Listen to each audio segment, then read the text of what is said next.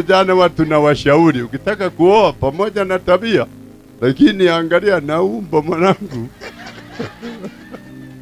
Hicho kadharau tena. Wakashiba, alafu wakanenepa. Sasa je, mke wako atanenepa lini? Kila siku moja tu hiyo hiyo.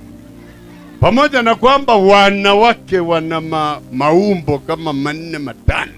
Sawa, kuna umbo la moja sawa. Inaitwa na wataalamu. Hiyo ni ngapi? Kuna umbo la 6. Mabinti wa umbo la ngapi? Yani mdogo huko alafu huko anajazia.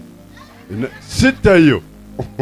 Alafu kuna umbo la 8. Kuna umbo la ngapi? Mkubwa huko alafu hapa na silimu kidogo huko anamwagika huko. 8 hiyo. Alafu kuna umbo lingine la 9. Umbo la ngapi? La 9. Mkubwa huko alafu kwa anachongoka. Kama hata hao sura ya tafadhali nipigie, lakini awe na umbo zuri. Semeni amina. Kuna umbo wengine la mbonyeo, yani yuko jumla.